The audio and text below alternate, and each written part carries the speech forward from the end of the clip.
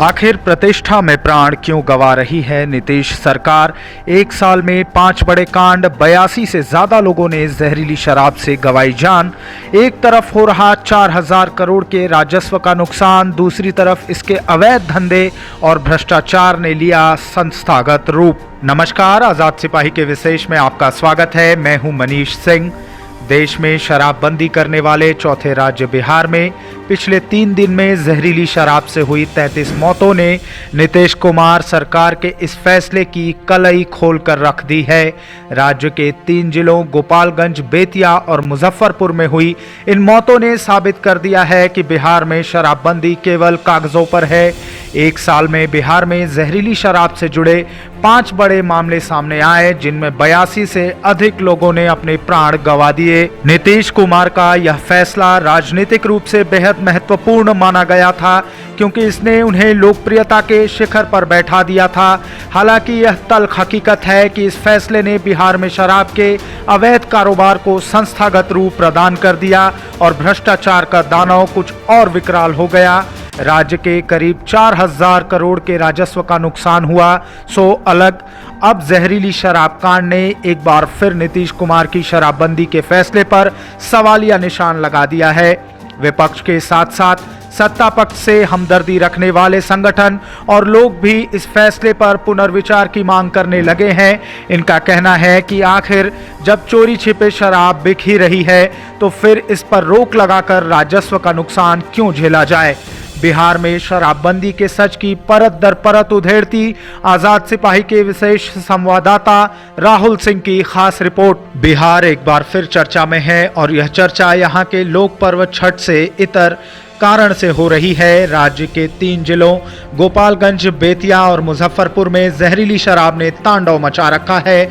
अब तक 33 लोग इसके शिकार बन चुके हैं, जबकि सैकड़ों लोग बीमार हैं। इस घटना ने राज्य में 1 अप्रैल 2016 से घोषित पूर्ण शराबबंदी के फैसले को कटघरे में लाकर खड़ा कर दिया है। नीतीश कुमार ने जब शराबबंदी का फैसला किया था, तब उसे आधुनिक भारत का सबसे बड़ा फैसला बताया गया था और इस एक फैसले ने नीतीश की लोकप्रियता को शिखर पर पहुंचा दिया था। लेकिन इस फैसले की हकीकत बेहद कड़वी है। गुजरात, त्रिपुरा और मणिपुर के बाद शराबबंदी करने वाले चौथे राज्य बिहार में शराब की खपत आज भी महाराष्ट्र, तेलंगाना और गोवा की तुलना में ज्यादा है। वर्ष 2015 में नीतीश कुमार भारतीय जनता पार्टी से अलग होकर राष्ट्रीय जनता दल के साथ महागठबंधन की छतरी तले बिहार विधानसभा का चुनाव लड़े। उस वक्त पुरुषों की शराब की लत से परेशान महिलाओं ने पारिवारिक कलह, घरेलू हिंसा, शोषण और गरीबी का हवाला देते हुए राज्य में शराबबंदी की मांग की थी। नीतीश कुमार ने वादा किया कि अगर वह फिर सत्ता में आए तो शराबबंदी लागू कर देंगे। आधी आबादी ने उन पर भरोसा किया और महिलाओं का मतदान प्रतिशत 59.92 से ज्यादा हो गया। कई क्षेत्रों में 70% से अधिक महिलाओं ने मतदान किया। नीतीश विजय हुए और सत्ता में लौटते ही राज्य में शराबबंदी की घोषणा कर दी। वैसे नीतीश कुमार के निर्णय के कारण ही राज्य में पंचायत स्तर तक शराब की दुकानें खुल गई थीं। यही वजह रही कि 2005 से 2015 के बीच बिहार में शराब दुकानों की संख्या दोगुनी हो गई। शराबबंदी से पहले बिहार में शराब की करीब 6000 दुकानें थीं और सरकार को इससे करीब 4000 करोड़ रुपए का राजस्व भी आता था। बिहार में शराबबंदी कानून के प्रावधान काफी कड़े हैं। यही वजह रही कि बीते 5.5 साल में करीब 3 लाख लोगों को शराबबंदी के उल्लंघन पर जेल हुई। इनमें करीब 400 से अधिक लोगों को सजा मिली। आज स्थिति ऐसी हो गई है कि कोई भी दिन ऐसा नहीं बीतता जब राज्य के किसी न किसी कोने से शराब की बरामदगी और शराबबंदी कानून तोड़ने की खबरें सुर्खियां ना बनती हों। बिहार के जनजीवन में शराब का स्थान जानने के लिए राष्ट्रीय परिवार स्वास्थ्य सर्वेक्षण 2020 की रिपोर्ट काफी है। इसके अनुसार ड्राई स्टेट होने के बावजूद बिहार में महाराष्ट्र से ज्यादा लोग शराब पी रहे हैं। आंकड़े बताते हैं कि बिहार में 15.5% पुरुष शराब पीते हैं। महाराष्ट्र में शराब प्रतिबंधित नहीं है, लेकिन शराब पीने वाले पुरुषों की तादाद वहां 13.9% ही है। अगर शहर और गांव के परिप्रेक्ष्य में देखें तो बिहार के ग्रामीण क्षेत्रों में 15.8% और शहरी इलाकों में 14% लोग शराब पीते हैं। यह भी हकीकत है कि शराबबंदी के बावजूद बिहार में शराब आसानी से उपलब्ध है। यह अलग बात है कि लोगों को 2 या 3 गुनी कीमत चुकानी पड़ती है, चाहे शराब देशी हो या विदेशी। पीने का शौक पूरा करने के लिए लोग झारखंड, यूपी या नेपाल तक चले जाते हैं। शराब के शौकीनों के लिए होम डिलीवरी की भी व्यवस्था है। यह सब कानून लागू होने के बाद हुआ।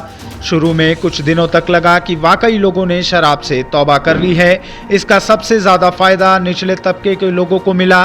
परिवारों में खुशियां लौटी। हालांकि समय के साथ धीरे धीरे शराब शहर क्या दूर दराज के इलाकों तक पहुंचने लगी। हालात यह हैं कि पुलिस और मद्य निषेध विभाग की टीम राज्य में हर घंटे औसतन 1341 लीटर शराब जब्त कर रही है। जाहिर है इतना बड़ा खेल संगठित होकर ही किया जा सकता है। भारी मात्रा में शराब की बरामदगी से साबित होता है कि शराब व्यापारियों के सिंडिकेट को सरकार नहीं तोड़ पा रही है। आज तक किसी बड़ी मछली को नहीं पकड़ा जा सका है। पकड़े गए अधिकतर लोग या तो शराब पीने वाले हैं या फिर इसे लाने के लिए कैरियर का काम करने वाले हैं। यही कारण है कि बिहार में जहरीली शराब भी बिकती है और लोग इसे पीकर मर भी रहे हैं। इस अवैध कारोबार के फलने फूलने में पुलिस भी पीछे नहीं है। इसका पता तब चला जब साल 2018 में कैमूर में जब्त कर रखी गई 11,000 बोतल शराब के बारे में पुलिस ने अदालत को बताया कि चूहों ने शराब की बोतलें खराब कर दी।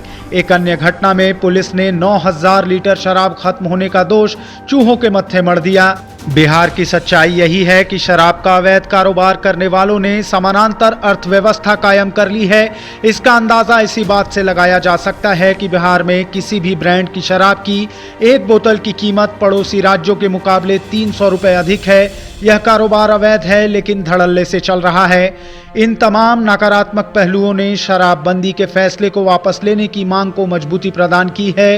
विपक्ष ने इस तरह के फैसले के लिए नीतीश कुमार को घेरा है और कहा है कि शराबबंदी अब प्रतिष्ठा में प्राण गंवाने जैसी हो गई है, इसलिए इसे वापस लिया जाना चाहिए। सरकार और नीतीश कुमार की नीतियों के समर्थक भी कहते हैं कि आज 2-3 गुना कीमत पर लोग शराब खरीद कर पी रहे हैं। महंगी देशी विदेशी शराब खरीदने के कारण गरीब परिवार भी आर्थिक बोझ से दब गया है। सरकार को 4 से 5 हजार करोड़ के राजस्व का नुकसान हो रहा है। वहीं इससे 2 गुनी राशि शराब माफिया और उससे जुड़े लोगों के जेब में जा रही है। इस कानून की हकीकत अब कुछ और ही है, इसलिए इसकी समीक्षा कर शराब की कीमत 2-3 गुना बढ़ाकर शराबबंदी खत्म की जाए। इस तरह बुद्ध और महावीर की धरती आज दोराहे पर अटक गई है। शराब ने इसे उस धर्म संकट में लाकर खड़ा कर दिया है जिससे वह छटपटा रहा है। अब फैसला नीतीश कुमार को लेना है। आज के विशेष में बस इतना ही। आगे की न्यूज अपडेट्स जानने के लिए देखते रहिए आजाद सिपाही। और अगर आपने अब तक हमारा YouTube चैनल सब्सक्राइब नहीं किया है तो कृपया इसे सब्सक्राइब करें।